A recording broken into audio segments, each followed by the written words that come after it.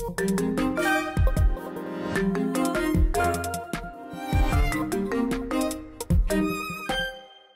за 10 гуртоў да артыстаў, некалькі класічных аркестраў да тэатраў, фудкорты і пляцоўкі рамеснікаў. На беразе Шарыцкага возера адбыўся другі фестываль справа.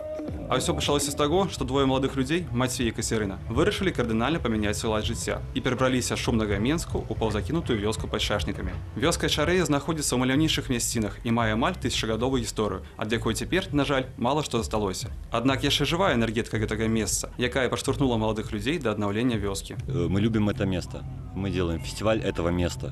То есть не какой-то концепции, да? А наша, если это слово применять уже модно, то наша концепция – это место. Мы смотрим на музыку, которая подходит этому месту, мы пытаемся привлекать архитекторов, которые подходят этому месту, столяров, ремесленников, вот те, кто думаем, что этому месту не хватает. И, в общем, по сути, мы зовем людей именно сюда, да? А то, что здесь происходит, это уже диктуется больше пространства. Прыкладу меньшакоў паследавалі іншыя гараджане. Дызайнеры ды мастакі, музыкі і рэжысёры перабраліся ў старажытныя паселішчы і спрабавалі сваімі сіламі надаць яму новае жыццё. І вось ужо другі год іхнымі намаганнямі ля руінаў Траіцкай царквы 16 стагоддзя праводзіцца народны фестываль справа.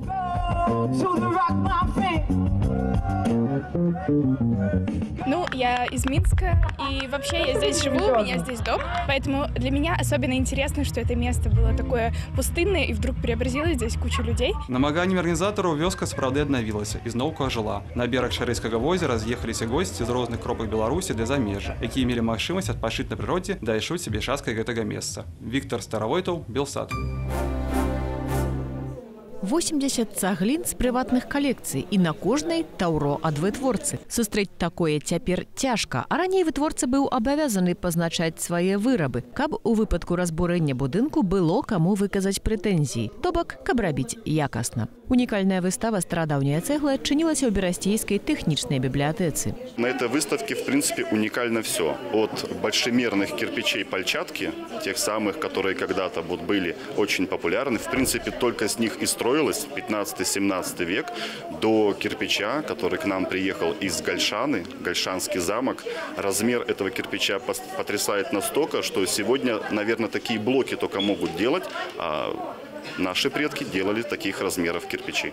Выставу склалі цэглы з прыватных збораў Івана Чайчыса ды Сергея Грыня. Грынь вядомы як аўтар адной з найбуйнейшых калекцыяў старажытныя цэглы. Экспанаты ён трымае ў дома, у Берасці. Ды марыць знайсці падтрымку для унікальнага музею. Выставу дапаўняюць фотаздымкі Петра Альшэўскага ды Олега Малейкі са старымі будынкамі, многіх з якіх ужо няма. Аўтары выставы лічаць, што цэгла найлепш распавядае гісторыю тысячагадовага Берасця. Выстава працуе ў тэхнічнай бібліятэцы да 15 верасня. А наведаць яе можна бясплатна.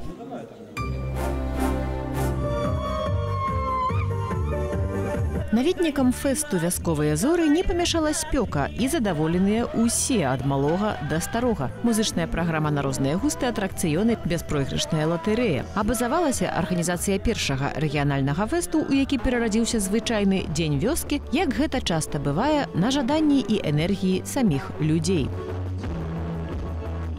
Неимоверно тяжелый труд, потому что мы работаем с энтузиазмом, то есть мы работаем в первую очередь на идею.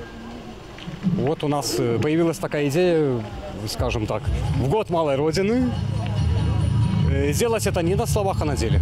32-гадовы кіраўнік Цэнтру культуры ў Побалава пад Рагачовам Дзяніс Дашкевіч сярод мясцовых сапраўдная знакамітасць. Актывіст атрымаў першую за 10 год афіцыйную пасаду пасля сустрэчы з намеснікам кіраўніка адміністрацыі прэзідэнта Максімам Рыжанковым па пытанні дармаедства. І за няпоўныя 2 гады са звычайнага вясковага клубу Дзяніс зрабіў сапраўдны культурны цэнтр, а цяпер і гучны, жаданы даўно фестываль.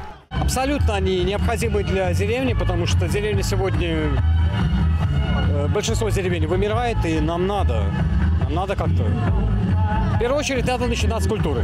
Згодныя, что до оценки працы Дениса и жихары. Он пришел, вот только вот это все и началось.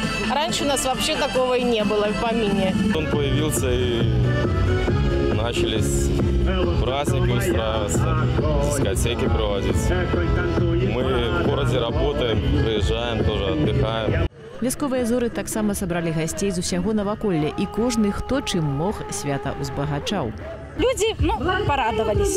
Каждый знаете, так интересно что-то выиграть, что-то и купить что-то, и все это сделано с любовью, своими руками. Праграма была багатай, але асноўнае, што вясковыя зоры асвятлілі выразна, гэта патрэбу такіх вясёлых і зычлівых кожнаму святах і жаданне людзей браць у іх удзел, не толькі ў год малой радзімы.